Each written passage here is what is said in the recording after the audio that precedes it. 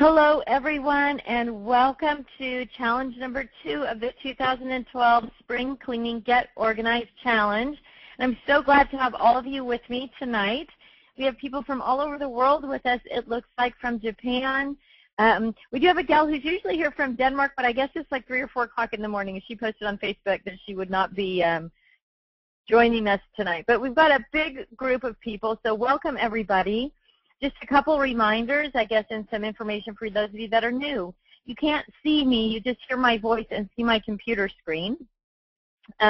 You can't actually talk to me, but you can type in questions as we're going through the webinar. So as you think of things, feel free to type them into your question pane, and then we'll do the Q&A session at the very end of the webinar series. So all of this is being recorded, so if you have to log off at some point or can't stay for the quick Q&A series, it's all going to be recorded and then posted on the website.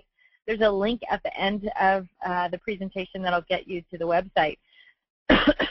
So with that, let's jump right in and get started. And this is the first week that we give away a prize. And this week's winner is Jody Banks. And this looks like it was a fresh post on the Facebook page. It says 2 hours before the next webinar, but the first challenge is done. Can't wait for part 2 tonight. So congratulations, Jody, on getting your first challenge done. For those of you who don't know about the prize drawings, I'm going to give away a $25 Scrap Rack gift certificate every week. And it just goes to somebody who's posted about their progress on the Facebook page. If you're not a Facebooker, you can still get put into the drawing for that. You just have to email me at Tiffany or T Spalding at the Scrap Rack, or you can email Joanna at customer service at the Scrap Rack. Either way, it'll end up in the right pot, and just in the subject line put webinar progress post, so we know that you're trying to get in for the drawing. So everybody that posts about their progress gets in for the drawing, and we give away 1 gift certificate every week. So congratulations, Jody Banks. If I don't have your email address, I have a hard time sending that gift certificate code to you. So please feel free to email myself or, again, customer service if you don't hear from us in the next day or so with your gift certificate code. This is a post from last September that I just wanted to share with you. And one of the really powerful parts of this post is the very bottom that I've highlighted in red, where it's just sort of a reaffirmation from Janice about what my hobby room will be for sewing, knitting, and scrapbooking. I will no longer need to use the dining room for my hobbies, nor will I have to keep the door closed because of being embarrassed. It is such a disorder and a mess. And so for those of you who have been through several challenges and those of you who have taken my classes, these kinds of statements to yourself and put out there publicly are super powerful. So say what you want, set your goals, put them out there for everybody else to read and to check in with you about. And it's just really a powerful way to keep yourself motivated and on track. So I just thought that was a nice one to share with everyone. This goal, this webinar goals are that at the end of the session, you should have a solid understanding of how to categorize your paper stash, the mental part of it, how to do the physical task of actually sorting that paper stash, know what to do with things like kit stuff and stacks and things that come all together in groups, how do you organize those, and then understanding the importance of why you need to designate an organized-only space. So let's jump into it right away with what is an organized-only space. The organized-only space, this is the area to the left or right of where you sit, ideally, in a perfect world, that you will reserve for the items that you've organized. So even though you may not be able to clean out your whole room, you need to create an organized-only space, because as you begin sorting and organizing your supplies, you want to put them away somewhere where only organized things are. And the more stuff you organize, the more clear space you will, you'll clear as you go, so you'll organize as you go. But it's really important that as you go through these first steps, that the stuff that you organize, you can actually use right away. So we're going to organize paper. That's our challenge this week. And as soon as you've completed the challenge, you'll be able to actually use the paper that you've sorted the next time you want to scrap over the course of the week or next week or whatever. But you'll really see the benefits, which is super nice to do something and then actually get to benefit from it. So that organized-only space is great. Now, if you can't do it right next to you, if you don't have a room or space that's dedicated to crafting, you can create an organized-only space in a rolling tote, in a closet, whatever you've got. So don't feel like this is the only way to do it. So let's get busy with how to sort paper, the mental process. There are only 3 sections of the 4-section system used when you're organizing paper: themes, calendar, year, and rainbow. Alphanumeric doesn't really count in or that section 1 in paper, because most of the time if you have paper that's got alphabets on it, it's some kind of theme like school or ancestry or something like that. The themes in the calendar year are generally pretty easy for us to get our brains around. They're pretty simple. If this is paper with soccer balls on it, it goes in soccer. If this is Christmas paper, it's going to go in Christmas. The rainbow is what presents the biggest challenge.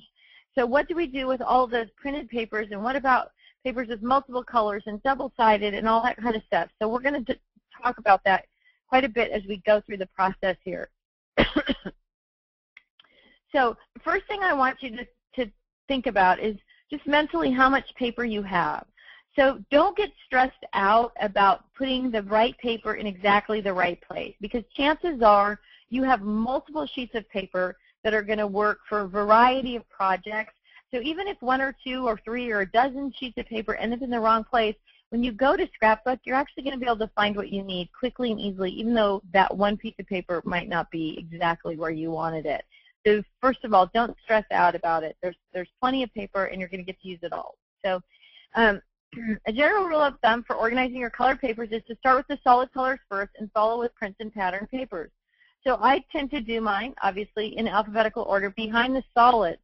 So I'm going to have my solid colors, and they go from light to dark. And then within those colors, I'm going to have distressed, dots, flowers, plaids, prints, stripes. I stay consistent with that sort of theme, or with that order, so I know that I'm always going to find plaids behind floral papers, or prints behind plaids, or whatever. So it makes it easy for me to thumb through and find those things. And they get stored behind the solid colors. So if I have pinks, and they go like light pink to dark pink, after dark pink, then I'm going to have what I'm going to consider pinks in these other patterns. So with most papers, there's obviously just pink floral paper, but a lot of times you're getting papers that have pink flowers and green flowers or purple flowers, so there's a mix of colors on there.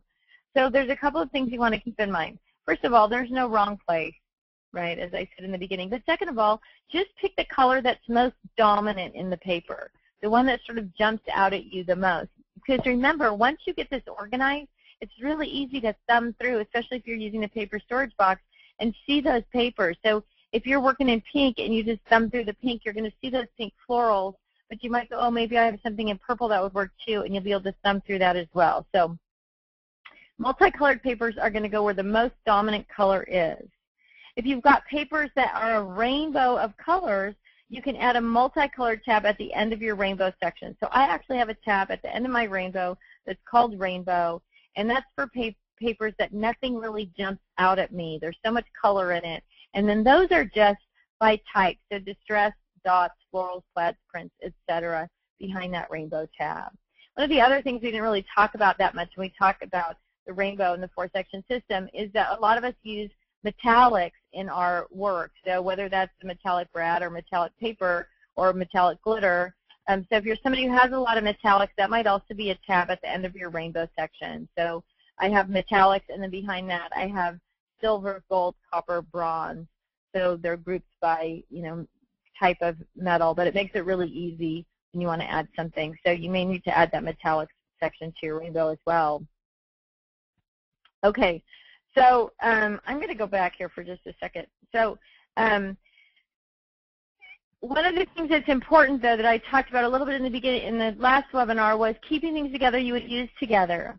So if you buy a particular thing for a particular layout, let's say you bought pink floral paper because you wanted to use it on your daughter's ballet pages, okay? So you want to remember this is your sort of underlying defining thing. Keep things together I would use together. So if you bought the pink floral paper specifically to work with the ballet embellishments, you might want to put that pink floral paper in with your ballet embellishments under the ballet section of your 4-section system. Then when you go to create the ballet page, you're going to go, oh yeah, I bought that pink flower paper just for this. Once you do the ballet page, if there's anything left of that pink floral paper, at that point, you can move it into pink or into pink scraps or whatever. So you want to always keep things together you would use together. Once you go through this challenge series, you'll probably start shopping for supplies a little bit differently. You'll probably look at supplies and know in your head, I'm buying this because I want to use it with these particular pictures or these particular other embellishments that I have. Just because your brain is so much more organized about what you've got that you make shopping choices the same sort of way. So in those situations, you want to keep things together you would use together, and so you want to store them together as well. Okay, what are the exceptions? Remember that one of your biggest goals is to be able to find things quickly and easily, and that means keeping things together you would use together. So this is an example of the ballet paper, I guess. I kind of got a little bit ahead of myself. So it's just really important to do that so you don't lose track of special things that you've bought. Now, I usually get asked about keeping things for particular kids or particular family members, keeping those things separate. So if you have a son who plays football and you buy special football embellishments for him, well, the chances are that your whole family's involved in football to some degree, whether that's because your son plays, you watch the local sports team, or you watch college football, or you go to football games or whatever. So if you take your football stuff and you segment it out and put it in your son's section, then when you're actually working on other football pages, you won't see those things in front of you.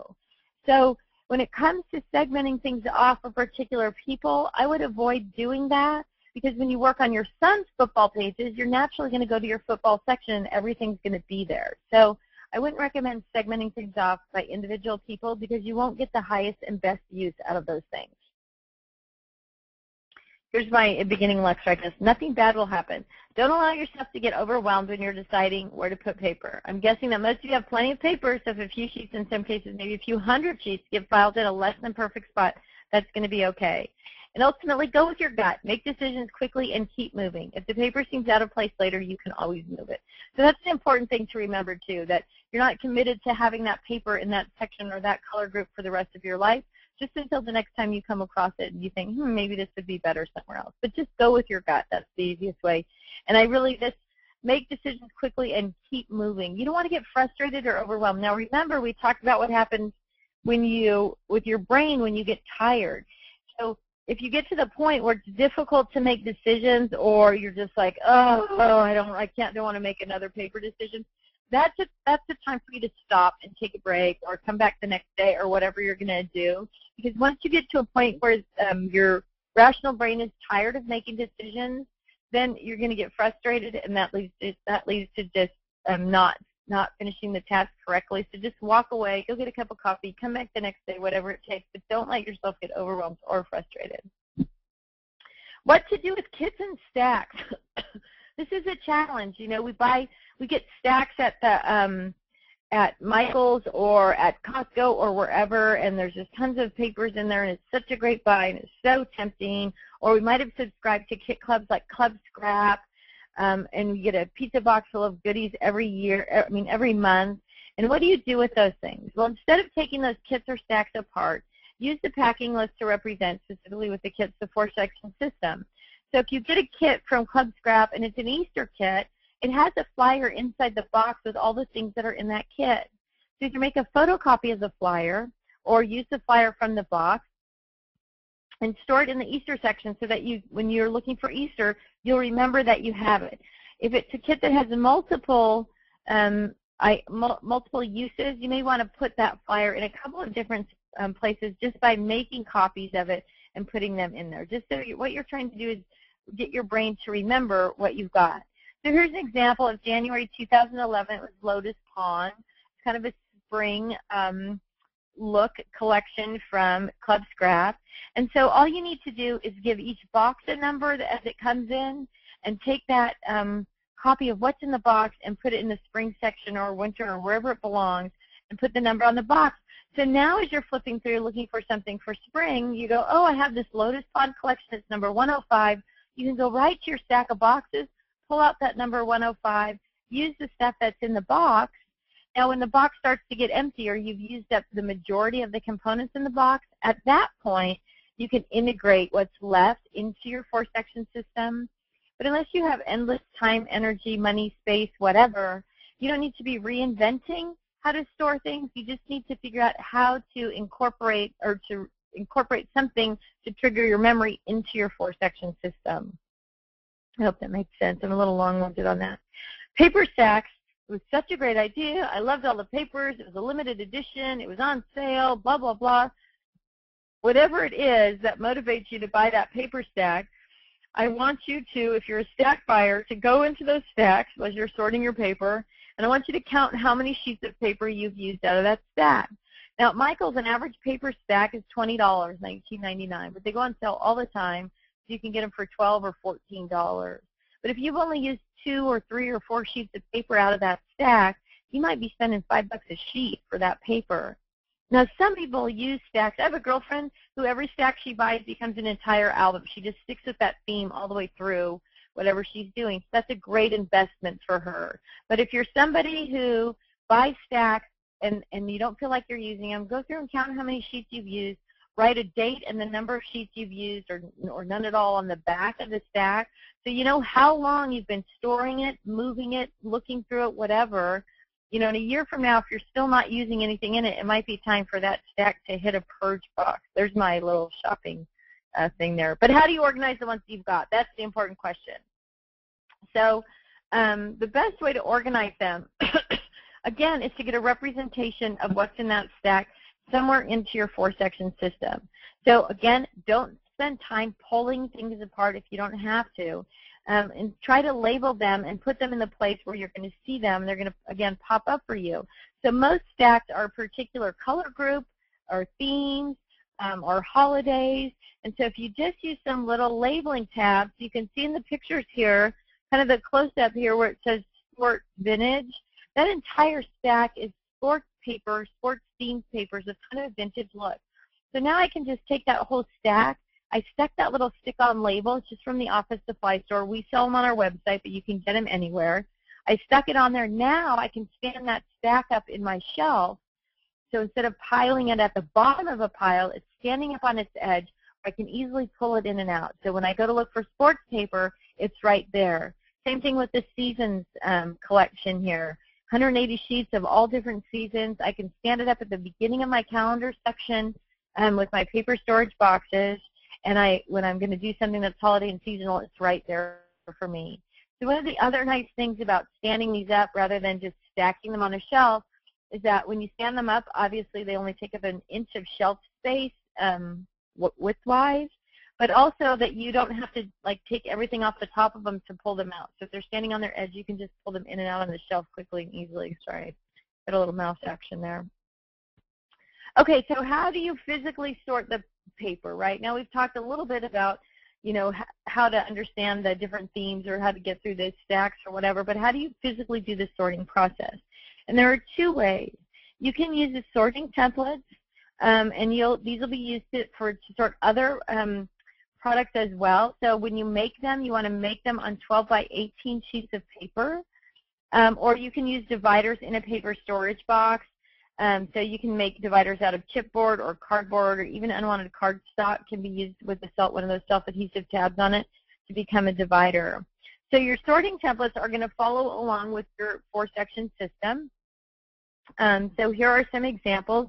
Now, the first time I did these, I made them on 12 by 12 paper, which didn't work very well because as soon as I put something that was 12 by 12 on top of them, then I couldn't see them anymore. So in this case, I got 12 by 18 drawing pad from the dollar store. You can use construction paper also if you've got it, but construction paper is a little bit expensive. So I just went to the dollar store, I bought a drawing pad, and I just drew a line that says 12 by 18. I drew a line with 6 inches on one side, and I wrote on that side all the things that I was going to sort. So you can see there's letters, numbers, and punctuation, spring, Easter, Mother's Day, or the holidays in there, reds and pinks. Now, letters, numbers, and punctuation you're not going to use when you sort paper, but you are going to need that and these other templates as well when you sort other things. So once you make them for sorting your paper, don't throw them away. You're going to use them later for as we sort through other supplies. If you want to use paper storage boxes instead of using the sorting templates, you just do the same thing. So I have a tab here that's for themes A through A through D, E through I, major themes, and I know I've got a lot of sports and travel. You can see in the box behind spring, summer, fall, winter. So you just set up your paper storage boxes using these chipboard dividers or cardstock dividers or whatever you want to use with those labeling tabs, and then as you start pulling and sorting paper, you're just going to drop them behind the tab. So once you spread out these sorting templates and you grab your stack of paper, you're just going to walk along and sort the paper onto the templates as it works. So let's, like on the B template, you're going to end up with paper for baby, beach, and birthday. And don't worry about sorting it into baby, beach, and birthday as you're going. Just get it all on that B pile. And then after you're done with your assignment, this week I believe it's 6 to 8 inches of paper. So once you've got 6 to 8 inches of paper sorted into major groups, then you can sit down and sort all the baby papers, all the beach papers, all the birthday papers. Now there's a couple of different ways to store them. So if you're a paper junkie, you may not be able to use supersized single pockets or some other file folders or whatever because you just have too much. And then you may need to just use the paper storage boxes. Or you can use, this is the supersized single pocket, so I have all the birthday paper in one pocket, all the beach paper in another pocket, all the baby paper, and then I can put it right onto my scrap rack. Or I can also put that whole packet of paper right into the paper storage box, and I can label the edges of the packet. So this is my little ABCD, divider. And then I could put one of those stick-on tabs right on the edge of the supersized single pocket. So if I wanted to pull out all my birthday paper or all my beach paper or whatever, it would be right there in that pocket page. So especially if you're going to a crop or class or something like that, and you want to take your birthday paper, but you don't want to take your whole ABC box, it makes it easy to just pull out the section that you need. So there's a couple of different ways to do it. So here's a couple of scrap racks that just are loaded with paper. And then on the right side, you can see the paper storage boxes, and you can see that I've slid that stack for sports right in. So it's close to the sports tab. It's got its own little tab that says sports vintage on it, so that I'll remember to use it, and so it'll actually pop up for me when I'm going to work on those themes. So again, when you're using the paper storage boxes, it makes it easy to slide those stacks right into the section that they belong in as well. So paper junkies, this shelf on the right side might look more familiar to you to what you have. And these are just paper storage boxes tipped on their backs. And so if you don't travel a lot or you don't want to take the box out and put it on your desktop, you can just go right to this shelf and pull the paper straight in and out once the paper storage box is on its back, as opposed to having them straight up and down where you have to kind of pull the box off the shelf and take them out of the box. That way. So there's just a couple of examples, and then there's a scrap rack there where you can see all the paper that's worked into that rainbow section on that scrap rack. Now, one of the important things about a scrap rack is that when you set it up, you can see the back of this one has the website embossed on it. If you are a scrap rack user and you feel like your pages are standing too straight up and down, if you look at it from the back, if you don't see that scrap rack embossed, you probably actually have that on the tabletop as the bottom of the base unit. You just need to take off your spinders and tip your base unit over and then put the spinders back on. It'll line up a little bit better for you. So even your scraps of paper are going to go into your 4-section system. So if you're using a scrap rack, you can use a couple of different pocket page sizes for each color group and just fill them in. One of the really important things about scrap is to decide what your minimum scrap size is. So if your minimum scrap, well, my minimum scrap size is 2 by 3. I don't keep anything that's not at least 2 by 3. My sister doesn't keep anything that's not at least 12 inches long. She doesn't care how wide it is. It can be 1 inch wide or 7 inches wide, but it has to be 12 inches long. If you're a card maker, a 1 by 1 square might be valuable to you, and then you're going to keep those too. But set your goal for what your minimum scrap size is, write it down, pin it up on the wall on your bulletin board in your craft area, so that when you finish a project, you can look at your scraps and say, okay, these meet the minimum, I'm going to put them away and I'm going to store them in my pages. These don't meet the minimum, they're going to my purge box, recycle box, garbage, whatever you're using for that. So then if you're using a scrap rack, you can just fill up those pages. One of the nice things about this is once you start sorting your scraps and you've got them kind of sorted by size, when you do finish a project, if you have some small blue scraps left and you go to put them in your blue scrap section, because you can clearly see how much you've got, it's easy to purge out things. If you say, well, I already have, 50 blue scraps that are, 2 by 3 or smaller, so I'm going to get rid of anything that's not 6 by 6 or whatever. So it really, because it's so much more visual, you're able to make better choices about what you purge or throw away or recycle or whatever. So, but your scraps are going to go right in there as well. So this is colored scraps, but the same thing, Christmas scraps or Easter scraps or soccer scraps, it doesn't matter. If it meets your minimum, you're going to put it back in that section. So when you're scrapbooking that theme holiday event, you might be able to use those particular scraps. They're going to pop back up for you. There's a couple of different ways to store those scraps. So the picture in the, like the first picture at the bottom, so this, I guess the second picture in, it looks like that file folder is like a legal size file folder, but that's just a weird trick of the camera. It's just an 8.5 by 11 file folder with the scraps arranged from largest to smallest. You can see the open picture of it, number 3. And the scraps just kind of stick out the edges or whatever, but that works fine. You're just going to put it in your in your paper storage box straight up and down. It works better though if you can put it, so you can pull it straight out. But then you have all your scraps right there. So again, if you're just adding red scraps, you pull out that file folder and kind of sort them by size so you have a good idea of what's there. And then you're able to put the file folder right back in with the color section of your 4-section system in your paper storage boxes. So it makes it really, really easy. Okay, here's a great idea from Diana Regal Dawson. Wanted to share a thought for upcoming challenge on paper and purging scraps. One of the things I wish I had done in the first series was to save some scraps to use during the stamps, punches, and die cut challenge.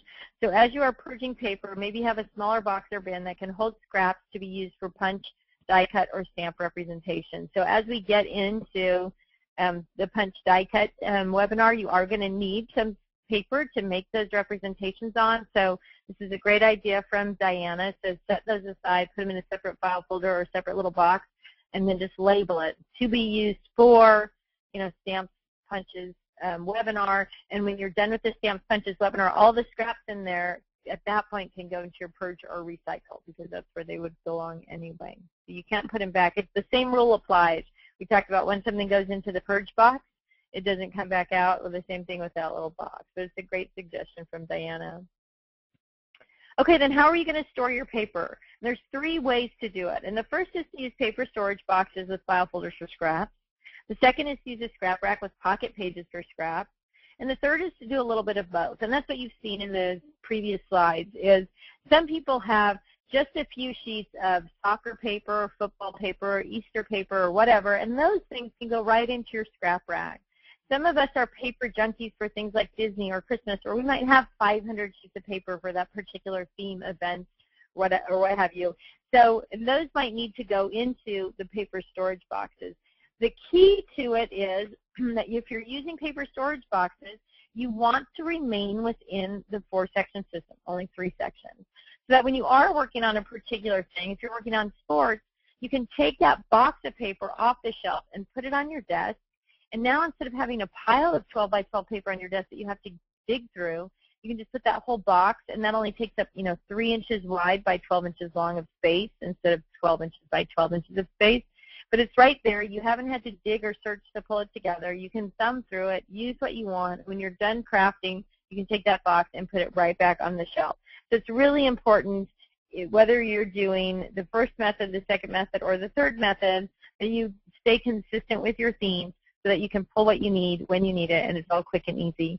The other thing about the paper storage boxes is even if you're not using them to store paper, if you have an empty one handy, when you're going to a proper class, if you're taking several sections of paper with you, if you take an empty paper storage box and put it in your tote, then you can just drop those whole supersized single packets of paper or big blocks of paper right into that paper storage box.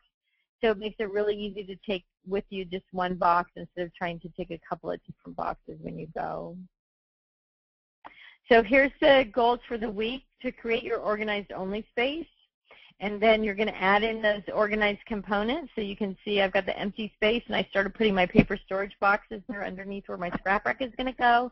And it creates this wonderful, peaceful place for actually crafting. And that's what we're after, something that you can really function in and feel comfortable in once you get it all together. So your challenge this week is to create an organized-only space in your craft area or storage area. To choose a storage tool for your paper, are you going to use paper storage boxes or file folders or big Ziploc bags or whatever it is? You're going to create the templates or dividers for sorting. Then you're going to sort at least 8 inches of paper. That's your first goal this week, ladies, 8 inches of paper. Sort your scraps and throw away scraps that don't meet your minimum requirement. And if you're somebody who has already a huge box of scraps or tons of scraps, you might want to consider bumping up your minimum requirement, maybe to 6 by 6 or at least like 4 by 5 or whatever, if you have a lot of scraps already, so it might make it a little bit easier on you to purge those. And then you're going to put your newly organized paper into your organized only area of your room or space. And then you're going to post your progress on the Facebook group so you can get entered to win a prize, inspire and motivate other people who are in the challenge by your success and your completion. Or you can email directly to myself, T. Spalding at the Scrap Rack, or to customer service at the Scrap Rack if it's easier for you to remember that. It was just again, in the subject line, your progress post from the webinar. Okay, some tips for success. Do things in small pieces. Be sure you have enough time to complete the task you are doing. And I think we talked a little bit about this in the first webinar. Again, I cannot stress how important it is to work in these little small pieces of chunks of things. Because if you do a little, let's say you sort only 2 inches of paper at a time and then you put it away, then you do another 2, then another 2. If you get interrupted, it's not going to be that big a deal. But if you've got 8 inches of paper sorted all over your house on your sorting templates, and then something goes sideways, you're going to have to gather it all up, and then your brain is going to get exhausted and frustrated and overwhelmed.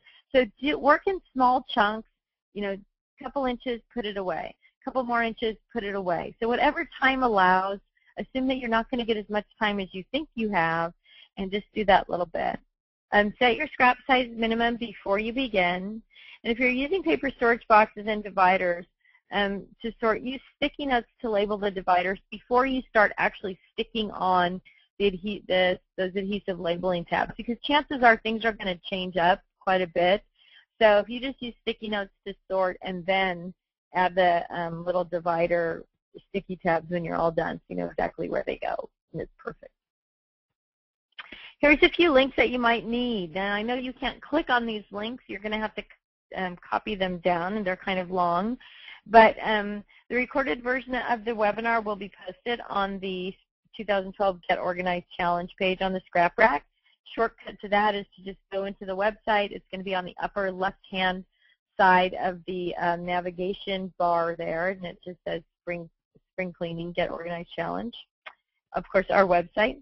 The Facebook group, remember, it says 2011 Get Organized Challenge group. Even though it's 2012, we have too many members of the group. Facebook won't let us change the name. So that is actually the group you want, the 2011 Get Organized Challenge group. And if you aren't getting the follow-up emails from the webinars, it might be because at some point you've opted out or not accepted an email from us that says, do you really want to get these emails? So again, here's another link that you can type in and go to verify your email. But you can also, once you go to the scraprack.com, click into kind of our homepage.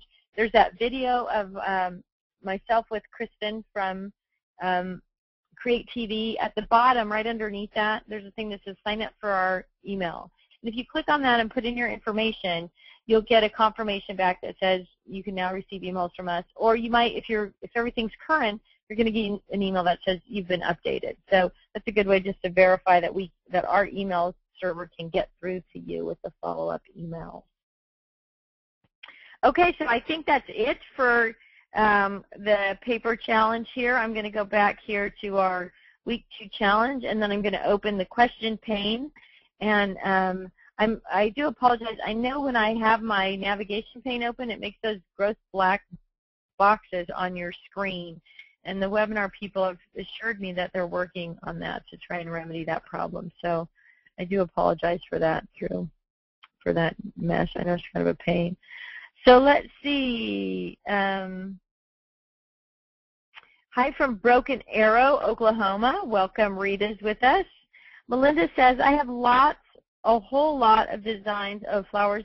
We talked about that before. Since I started, I know there's a lot of you on board who weren't there when I was doing the early stuff.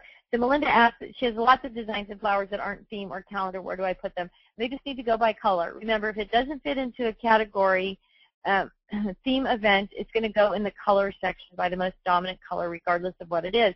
And it's really hard for us, especially with things like flowers, because we've been trained that the flowers need to go in jars or boxes or bins or some other thing.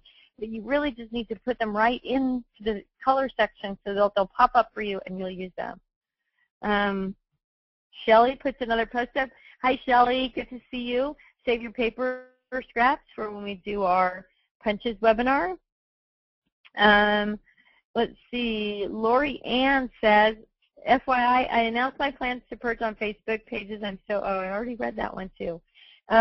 Linda says, hi, Linda from Vermont. I have papers that come in a book. Do I take them out of the book or leave them in? So I think we probably answered that in the webinar. At any point, if something isn't clear from the webinar, you can always email me or email customer service at the Scrap Rack or repost on Facebook. And actually, the fastest place to get a response is probably on Facebook. Our Facebook group members, some of them have been there, like Shelly, since the very beginning, so they've heard this over and over again, and they've put it into practice, and so they can really answer questions for you there pretty quickly as well. Jan says, as a card maker, I have different sizes of papers. My idea is to use the same organizing within each size. Would that work? Jan, there's no reason to have like 3 different sections or 4 different sections of size of paper. So let's say blue, for example. Just put all your blue papers together. Just put the small blue papers together in the front, then the mediums, then the larges, or whatever the sizes are. Because you never know. You might be working on something that's large where you could use a piece of that small blue with it as well. So my suggestion is to just organize by size, kind of like we talked about with scraps, even though they're technically full sheets of paper. Sarah asks, oh, I'm checking in from Iowa. I have some wire paper racks from a local scrapbook store that closed. Sad.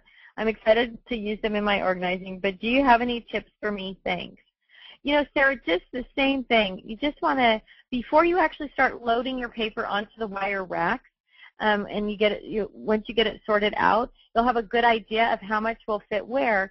But if you can follow with your wire racks the same themes, calendar, rainbow, it's just going to be great for you. So stick with those same sections and you'll be fine. Patty says, I still am not sure about the organized only space. So the organized only space is some area in your workroom or in your storage area or wherever you keep your supplies that you completely clean out. It's an empty space. I'm going to go back here through the slides here quickly. My mouse isn't going through that fast.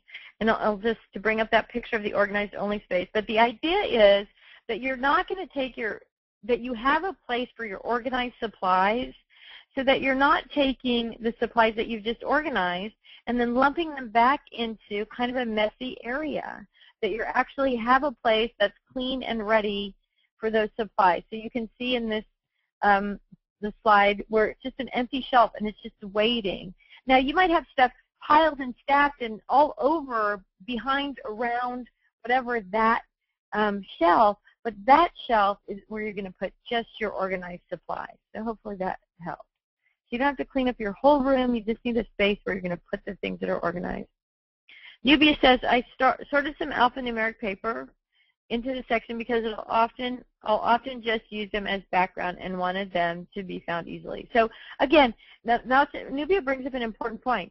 She's got some alphanumeric paper, which would typically maybe go into a different theme, maybe school or whatever, but she wants to use them as background, so she's keeping things together she would use together. So again, you have to go with your gut on these things, and everybody's little sections are going to be a little bit different and contain a little bit different things. But remember, it's how your brain works and how your gut works so that you're going to look for things in the right place. So thanks for bringing that up, Nubia. Jennifer says, so my organized only space could be my shelving system. I'm currently in the process of bringing my craft room in boxes back and from the garage and have shelves I have been trying to put stuff on only when organized. Is that the idea? Absolutely. You've got it exactly. Don't put anything on the shelf until it's organized and ready to use. Perfect. Tammy says, is anyone losing connection every 5 minutes? I don't see any more posts about that, but we'll see if they come up. Hopefully you were able to hear everything. Mary says, would you keep your solid Stampin' Up! Separate from Bazzill and CTMH cardstock? And I'm going to say no. You might though, I guess, keep like all the red CTMH together with red, or all the red Stampin' Up! Together, Stampin' Up! In red. Because it's pretty visual when you start to look at colored cardstock. But the closer you have it to the color wheel, the easier it is to make the right color choice. So, you know, if you've got 3 or 4 different red categories, you have to look through all of them to find that perfect color rather than just sort of following along the color wheel. So, do you separate, Kathy asked, do you separate 9 by 12 from 12 by 12 papers? No. So even if you have, I mean, you have your scraps separate, but other than that, within color or within the theme, they're going to go with their like kinds of paper regardless of the size. Sherry says, do you separate glitter papers like you did with metallics, or do you keep them with the colors? I keep them with the colors. So, and that goes kind of back to what we were talking about before about separating things out by particular kids or whatever, right? So if you're looking for something green, and you have, even though you weren't thinking of green glitter paper, and you go into green, you might see that glitter paper and there go, oh, yeah, I could use this. But if you're looking for specifically green glitter paper, you know, it's going to be in green as well. So by doing less separation there, you're going to get probably more use out of those papers. So no, I would put them right in with the colors. Carolyn says, I missed last week's session, and I'm very interested in printing out what is written on my computer screen. Where might I be able to find out printout of these webinars? So I post the webinars, the PDFs of the webinars, right on the website. So that was the link on the that we talked about on the links page. But if you just go to the website, click in to the home page, left side, you're going to see that spring cleaning challenge. Click on that and then just scroll down. But the PDFs are usually put in as a link just above or just below the video version. Dorothy says, I have several packs of generic cardstock, say 5 different colors. Sometimes I try to cut one piece with my Cricut and discover that it doesn't cut well. If I've separated all the 5 colors into my rainbow section, how will I know which brand doesn't work with Cricut? That's an interesting question, Dorothy, and honestly one that I've never had. I didn't realize that there were different papers that cut better or not better with Cricut. Boy, maybe you have a section within each, you know, just like a folded piece of paper around a group of papers in your rainbow section that are these like that you just write no Cricut on them and put them in there, because even if you keep them totally separate, again, when you want to use them for a punch or for a background or whatever, you're going to have to look somewhere else for those papers. So I would try to do something, maybe even just use those little sticky flags on them, and you can reuse the sticky flag. So every time, you know, you use a piece of that no Cricut paper for a background, you're going to pull that sticky flag off and just put it on the paper storage box until you have another kind of paper that doesn't work well with your Cricut. But the more you separate out those colors and the more you move things around in different places, the more you have to look. So it's better to figure out a way to label it within the rainbow or within the theme than it is to create a totally separate storage system for things that don't work. Michelle says, I started the organization webinar last fall, and you just mentioned how after this class my way of shopping will change. I just got back from a weekend crop, and I normally buy $100 worth of products. This weekend I only spent $20 and only bought items I needed for the pages I finished. And I don't feel guilty for using the leftover money for a massage. Yay, Michelle, nice. Thanks for changing my way of thinking and spending my money. So I'm glad you enjoyed your massage, and I'm glad you got a lot done and that you bought things that you needed to complete your pages. Good job. I love those stories. Lori says, where do you buy paper storage boxes?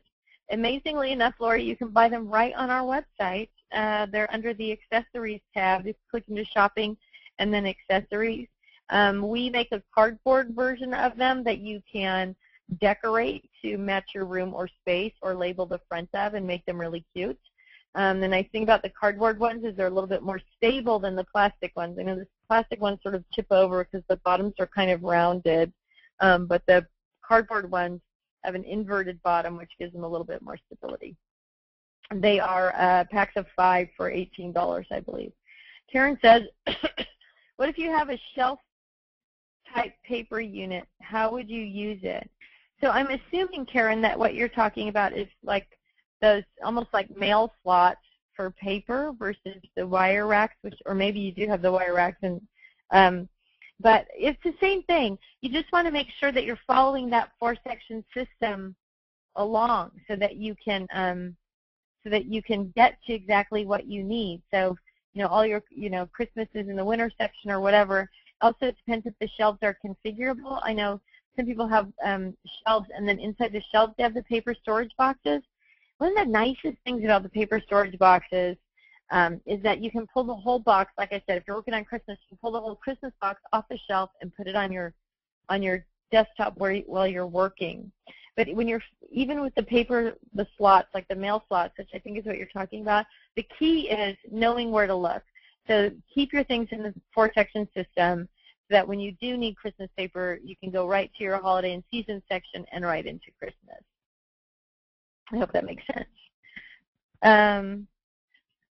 Let's see. Nubia says, when I first started, I thought my minimum size was going to be 4x4 since I do make a lot of cards.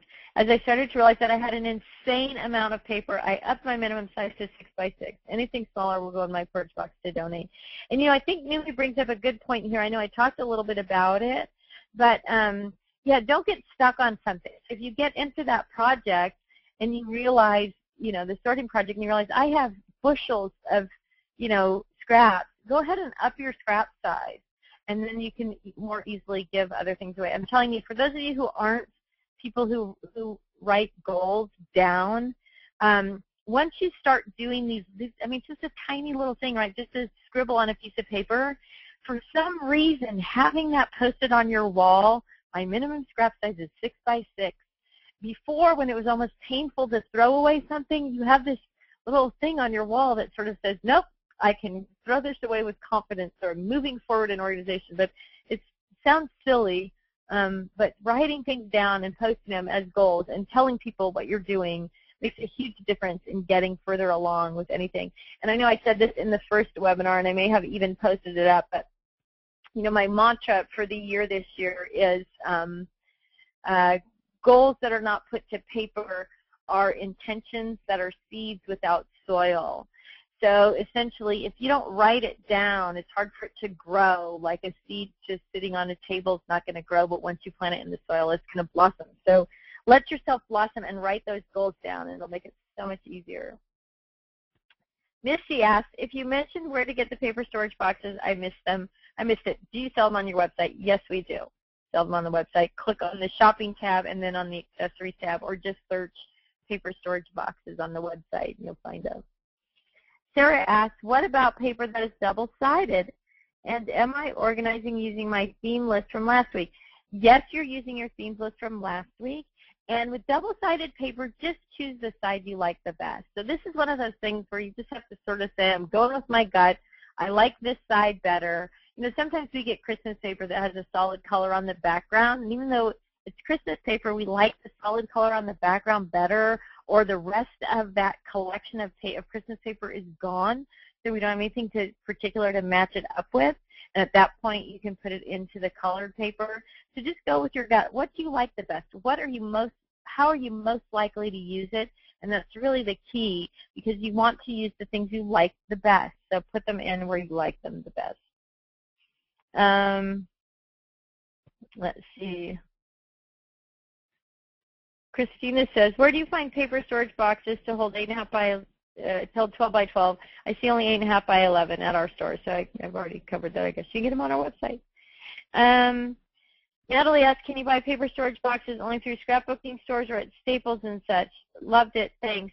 You know, I don't know if they sell the 12 by 12 boxes, like big enough for 12 by 12, like maybe at the Container Store or whatever. I don't think they have them at the office supply stores because most office supplies are that standard 8.5 by 11.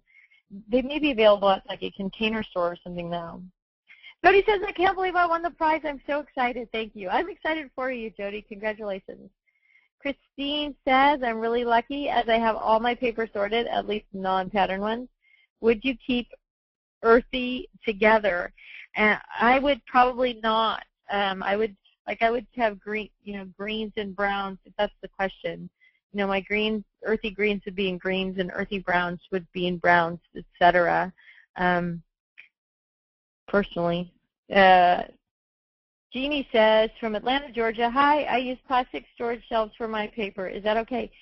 Anything that you're using is okay. Just what you want to do is figure out a way, no matter what storage unit or tool or whatever you're using, is that it's organized in that 4-section system. So if you can go to your plastic storage shelf and go right to your Christmas section or right to your sports section in themes or whatever, that's really the goal. So if you already have a tool that fits in your space and that you like, just figure out a way to make that 4-section system work so that when you go to your sports embellishments, it's one area, and then you can pull your sports paper and have everything together, but it's quick and it's easy and it makes sense. Lori Ann says, did you say we should limit our paper by our work area to 3 paper boxes? No, I did not say that. It just depends on your work area, what kind of paper junkie you are, and those kinds of things. I have the vast majority of my paper in my scrap rack, and then I have a few paper storage boxes, things like Basic Gray. If I buy the entire Basic Gray Life of the Party kit, which is a birthday kit, I have a box of Basic Gray papers, and they're all in the package all together. They have some matching stickers with them. But I take the paper out of that shows all the papers out of the Basic Gray package, and I'll put that Life of the Party right in my birthday section of my scrap rack. And then as I'm working on birthday, I see, oh yeah, it triggers my memory. I have the Life of the Party kit. It's right here in Basic Gray, and I can pull it out at that point. So some people have entire, like you saw that picture of the girl with the 3 shelves of paper. It's right behind her. So just depends how much of a paper junkie you are. Sherry says, I have paper packs that have pattern paper and cardstock. Should I separate the cardstock or just keep this paper pack together the way it came? Sherry J. from Atlanta. Again, keep things together you would use together.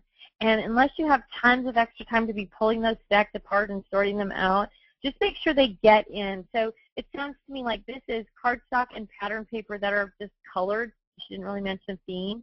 So then you can just take that stack and put it right at the beginning or right at the end of your rainbow section on your shelf, and you'll remember that it's there and you'll use it. So really the key is getting it out to where you can use it rather than having it buried under piles of other things on your desk.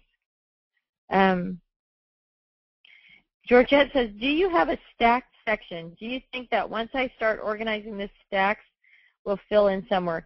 Yes, don't separate the stacks somewhere else. Fill them in with where they go. So whether they're rainbow, whether they're holiday, whether they're theme, whatever, you want to work them in. You don't want to have another place to go and look for things. Cheryl says, I have a bunch of journaling boxes from Creative Memory. Should I store this? Should I store this with my paper? I'm not sure what a journaling box is, actually. I have journaling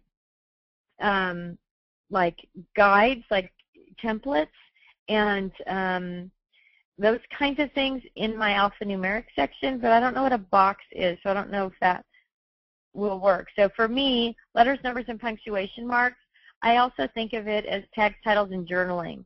So anything that's going to create a title or a major block of words, or journaling, like maybe that's what she said, a journaling box. Maybe she just means like a paper box that you write in. I would put those right up with alphanumeric because I think of all those things together. I know some people put journaling templates and journaling, the little printed journaling boxes, which might be what you're talking about, into a separate section called journaling, but I tend to think of them as the alphanumeric section. Judah says, what order should you do your solid colors in? By the rainbow or alphabetically, or does it matter? So I would follow the basic Roy G. Biv, red, orange, yellow, green, blue, indigo, violet, which is the standard color wheel circle, is how mine is done. I know some people actually use a color wheel to get that range of colors, but I would put them in the Roy G. Biv. I'm going to type that in. So Roy, for those of you who haven't heard that before, Roy G. Biv is red, orange, yellow, green, blue, indigo, violet. We don't tend to separate indigo from violet. Most of us think of indigo and violet as purple, all of them together. So Christine says, I had sent in pictures for some thought on MySpace. I hadn't heard back yet. If anybody's been sending anything particularly to me, please know that I had a show in Ohio, and I was there for 5 days. So last week was really hectic for me, and I haven't really had a chance to get back to emails or whatever, so I apologize. And I'm sure that's what happened with your email, Christine, so I will take a look for it. Tomorrow is my catch-up on email day, so hopefully you'll hear back from me at some point tomorrow. Candy said, hi from Atlanta. I have kept my embellishments sorted by theme color in drawers for years. I think I have too much to put in scrap racks. I don't think I have room for the number of scrap racks I would need to hold my embellishments. How can I organize each drawer? Candy, as long as your drawers are going by that, well, with embellishments, it could be 4 sections. We have alphabet brads and alphabet eyelets and those kinds of things. So as long as they're in the 4 sections so you know where to go to look. But the other thing that you might want to think about is having sort of a backstock area. So I know that people who have 800 orange brads don't put all 800 brads in their orange section of their scrap rack. They put as many brads, a couple dozen, as you would ever use to do a project in a Ziploc bag in their orange section, and then they have an orange backstock section.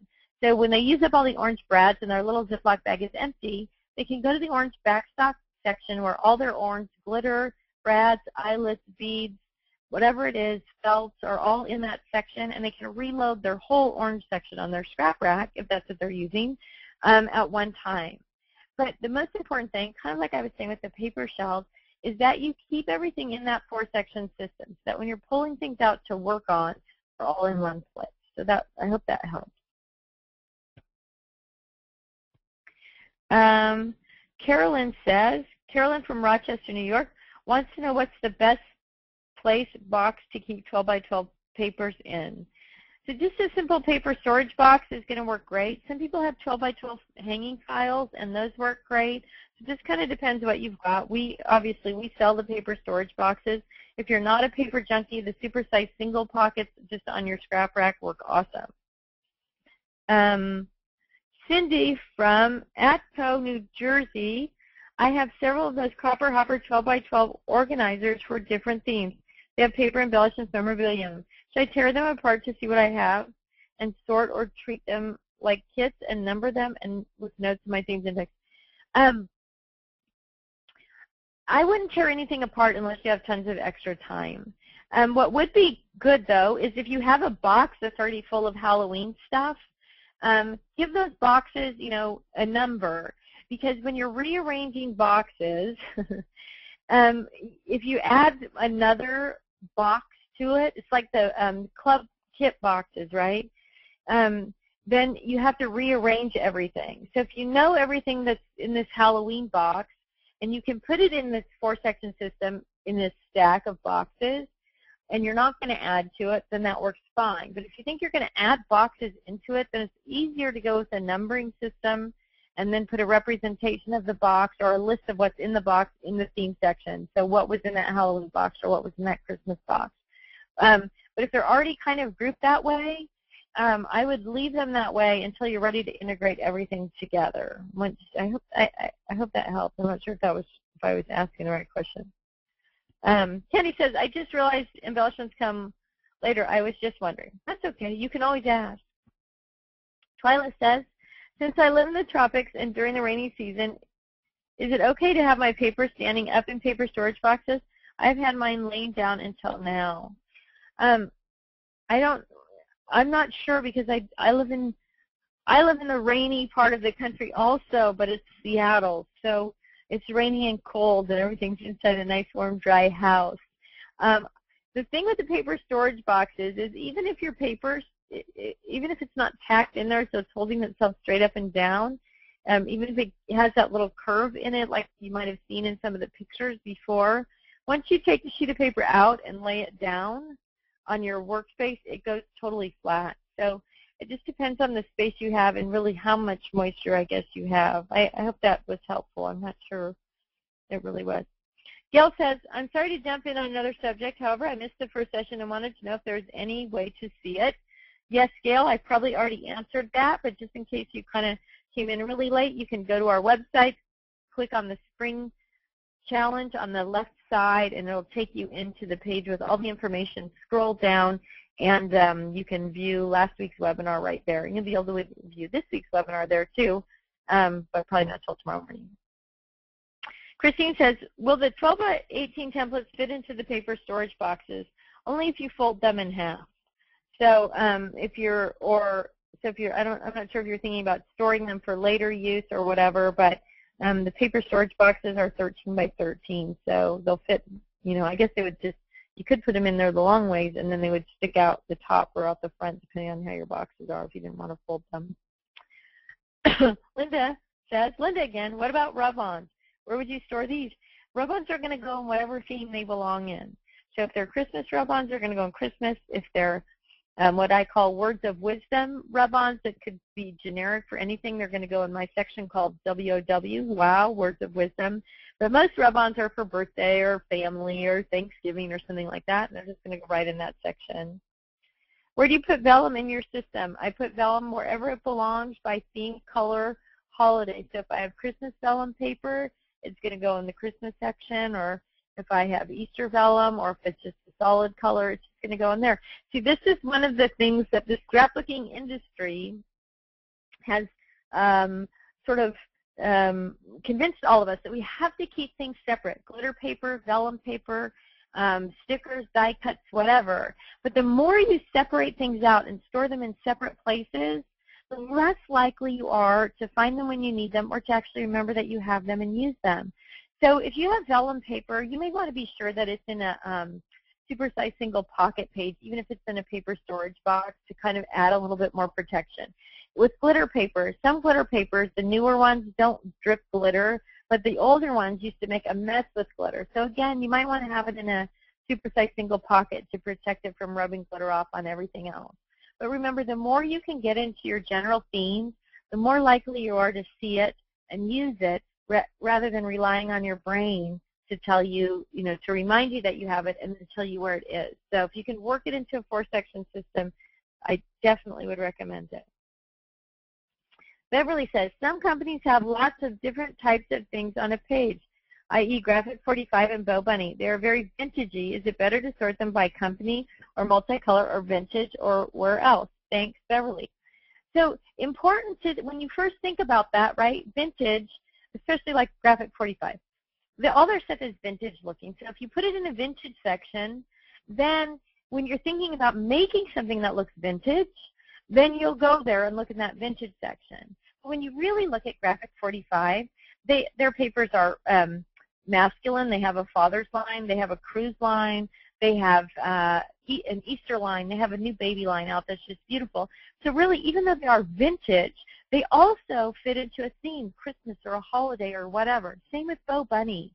Like Bo Bunny does some stuff that has like a bunch of clocks on it. So if you bought the bunch of clocks thinking about family or New Year's Eve or whatever you bought it for to use, that's where you should put it because that's where you want it to pop up for you. So don't get sidetracked by the style, i.e. vintage.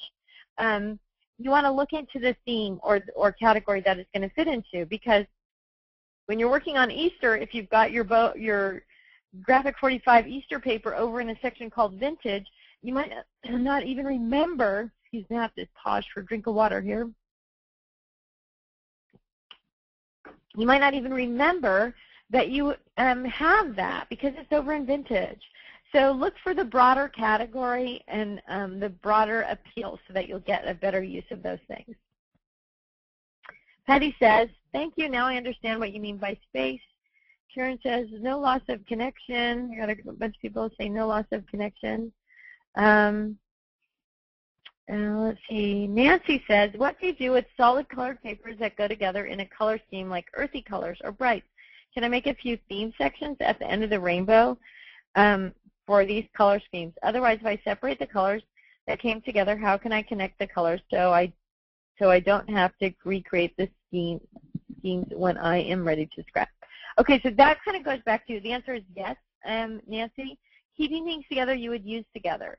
So I think we got the question about earthy colors earlier, and when I answered that question, I wasn't necessarily thinking that all of those earth tones were together in a particular kit or group or by manufacturer. But from Nancy's question, when these things come together, you want to keep things together, you would use together, absolutely. So if you had earthy colors that were all together, you know, rusty reds and browns and greens that all came in the same basic gray, earthy, whatever kit, then yeah, you want to keep those things together that you would use together.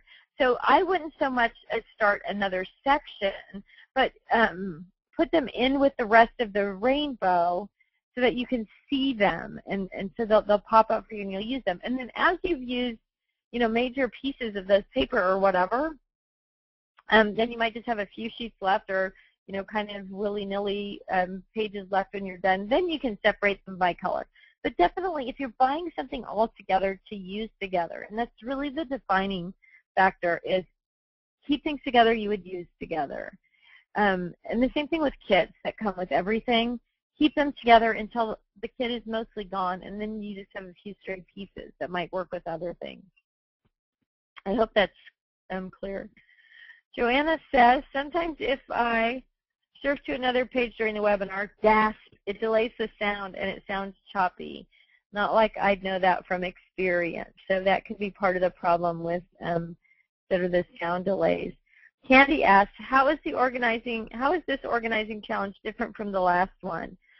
They're all very similar. It's just more of, as things grow and change, and as questions get asked or new products come out or those kinds of things, they're a little bit malleable, so we try to deal with what people are experiencing now in the marketplace. But the basic premises are all the same. And I think maybe your question is, why do people take it more than once? And people go through it more than once because they have a lot of stuff, and it's just easier to stay on track if every week you're doing a little bit of a challenge. Maybe if you have 6 feet of paper and you can't quite get it all organized, by coming back to the paper challenge, you just get re-inspired to go through. But one of the things that came up for me at the Ohio show is some of the people that were there that were taking the webinar mentioned to me that what they liked the most about the webinar was this part, the question and answer part at the end, because it was always different. And so things that they hadn't thought to ask, or that they had meant to ask and forgot or whatever, often came up in the Q&A section. So I never thought the Q&A was that important, but it sounds like from talking to people now that it's the part that people really like. Rita asks, is there an app called the Cricut Cutting Guide? It will tell you, oh no, there is an app. Sorry, Rita, I need to clean my glasses, I guess. There is an app called the Cricut Cutting Guide, and it will tell you how to do your settings so your Cricut will cut any type of paper. So a good point for the gal who posted about separating out non-Cricut papers from Cricut papers, look for the app called Cricut Cutting Guide. That might be perfect. Oh, and here's another post from Christine that says that on Cricut you can change the speed and the deepness, really slow them down, and you can use those papers that are difficult to work with. So great advice. Brenda says, if I use Stampin' Up! Products, how do I organize? They have color families. I've sorted into rainbow colors and assigned a number to each color, then plan to assign the same number to the coordinating markers, chalks, etc. I have also decided to purchase all 12 by 12 and have made a cutting pattern to get the most out of one sheet. So it sounds like you kind of already have a plan. I would also guess that Stampin' Up! Has some sort of guide also about their color families. So it makes it easier to kind of follow along that path. But essentially, you've got those, you're going to have those color patterns in the same whether it's numbers, I guess is what you're saying you're using, and then you can integrate the other things into them. I just think if you start to separate them, if you're constantly separating Stampin' Up! Out from Close to My Heart, from Basic Grade, from whatever, it doesn't make it any simpler to find things that might go together. So if your Stampin' Up! Stuff is separate from every other brand, even though there might be something that coordinates, you might be missing it by not having it together with your Stampin' Up! Stuff. I'm not sure if that really answers the question or not. Let's see. Lynn says, Cricut has 2 types of blades for cutting. Another good point. Jessica asks, what exactly is a Cricut and where is the best place to get one? So, and it looks like Jessica has left, but you can get a Cricut online at Walmart. I think they even still carry them at Michael's, although they might be ending that program at Michael's also. Jenny asks, at Dorothy, since brands will be together with the colors, simply clip together the ones that don't work with the Cricut. Oh, there we go for the Cricut answer. Jennifer says, your cardboard boxes are also wider than Cropper Hopper plastic ones, which means more paper in each and are cheaper when you break it down per box price. So thank you, Jennifer, for that. Yes, they are a little bit wider. Are your storage boxes 12 by 12 or 12 by 12 paper and cardstock collapsible? It will be expensive to ship if they are not. I am from Singapore. Welcome, Agnes from Singapore. Yes, they ship flat. Mary Smith says, can you show the first few slides of the webinar as I was unable to log in and miss those? Mary, I'll click back here as I'm answering questions. So there, I'll just kind of, I don't know how to make it play through as I'm talking, but Lynn says, I've already completed this assignment and gone beyond. I only have about 4 inches of paper. I'm having a hard time knowing how to label. My stickers, alphabet numbers, and embellishments are all divided into proper themes. So on my big benefit, which ones can I use now? So I think you're asking, you've kind of moved ahead on the challenges, which is great. But if you've completed them, I think you must be using the previous challenge guidelines. So as long as you've checked off everything in your challenge, I would say you can take all the benefits. Give yourself all the benefits for doing that, if that's your question. So in the workbook, if you're working ahead, you know what the challenges are, and you can check those off, and then you can get your benefits. Woo!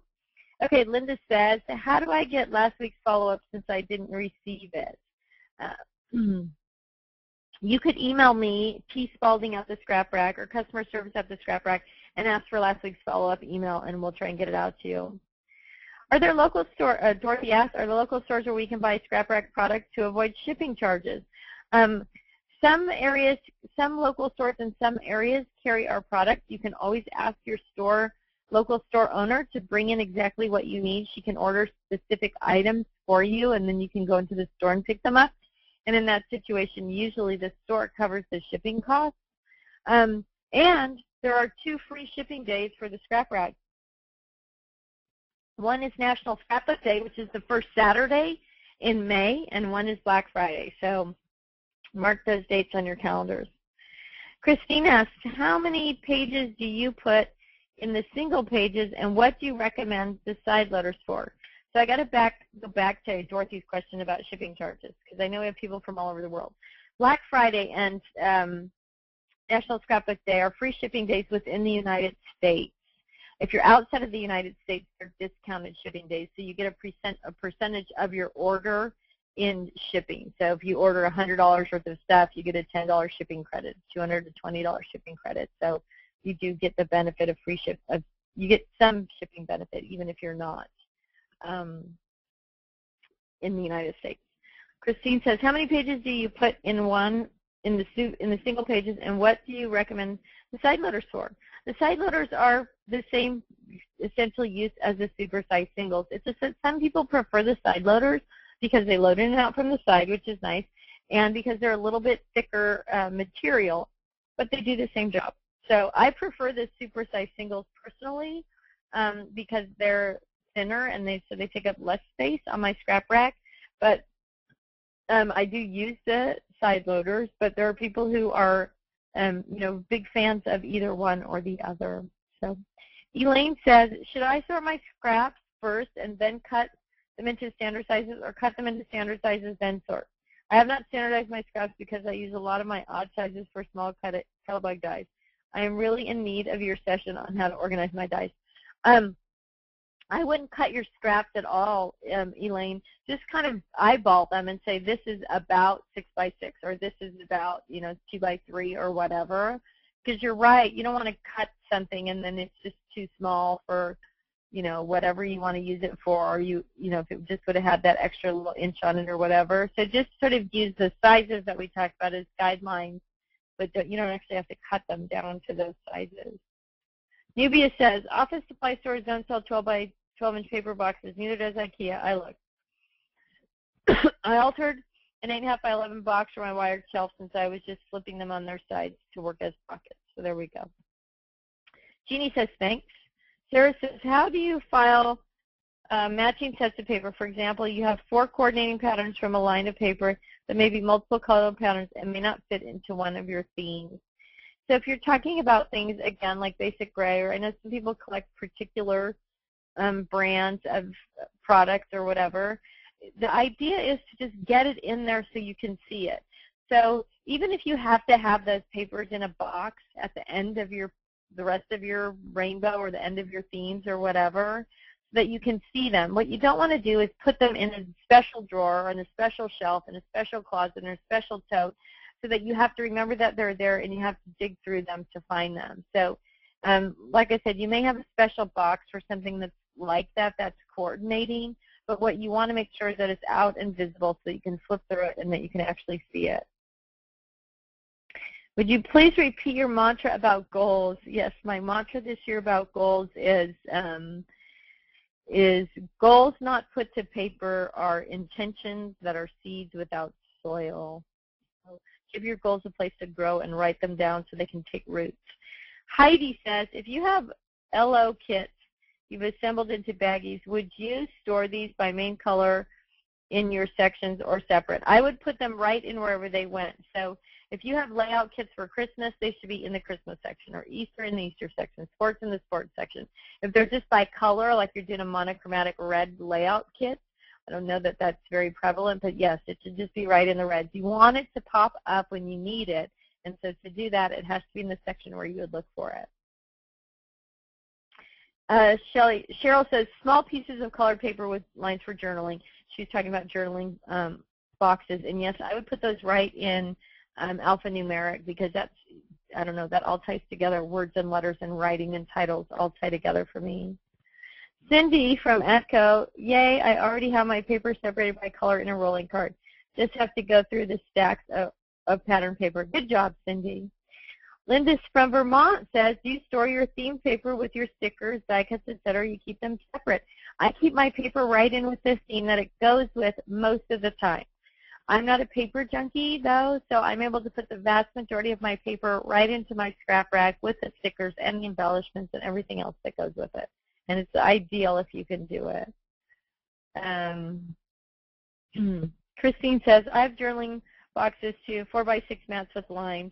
So again, going back to Cheryl's question, so yeah, I would put them with alphanumeric, or if you use a lot of them or you think of them set differently, then you could put them in a section that's just called journaling. There's more comments from other people clarifying what the journaling boxes are. How do you store your 4.5 by 6.5 pads? I have a 2-foot stack of them. I would put them right in with the color or the theme or wherever they belong, so they're just in the front, the smallest stuff in the front. So even if it's in a paper storage box, again, you don't want to separate out things and have to go look because your brain isn't going to remember that they're there. So even if you have to put your small stuff in the front, so if you have, black 4.5 by 6.5 stacks in the front of black or whatever, so that you can see them and that you'll use them. Nancy says, will you have the 50 super-sized single pages available again soon? I guess I'm more of a paper junkie than I thought. The 50 packs of super single pages will come with our next shipment, which is now being moved ahead. We weren't supposed to get it until August, but I can't. We have had such an amazing year. Thank you very much to all of you. When we got our shipment in January, it was supposed to last a year. And some of the stuff that was forecasted for a year, even forecasting with growth, we are going to be out of by May. So we're bumping up our order that usually comes in August, and hopefully we'll be able to get that in by mid to late May. So yes, they will be back. We're also going to do a 25-pack of the double extra long, which is another page that people really like. So yeah, you'll see those come back hopefully in the next 2 months or 12 weeks. So Beverly says, would cork paper go in brown or in the specialty paper section? I have my cork paper in brown, Beverly, and actually I have one sheet of it in brown, and I have one sheet of it in school, my school section. And I have this little sticky note that says second sheet in brown. And that way, no matter, what, it's going to pop up for me. So I could use it in school, but it might, when I'm looking for something else brown, kind of outdoorsy, it might work to make great dirt paper or something, I think. So it's just in brown as well. So Beverly says, thanks for mentioning the clocks on bow bunting. That was exactly one of the papers I was referring to. It's beautiful paper. I love it. Rebecca says, there's some more questions about different pad sizes. Again, just keep things together as much as you can. Could you put out the other websites up on the screen so we can copy them? Thank you. Yes, I can. Let me click to them. Sorry, I started clicking, and then I got a little sidetracked answering questions.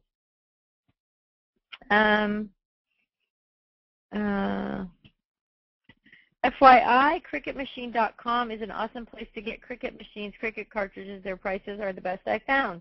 So I don't know, Candy, that's from Candy Ford. If you are a member of our Facebook group, if you can post that up on the Facebook group, please feel free. CricutMachine.com for all your Cricut stuff. Candy says that's a great place for those things.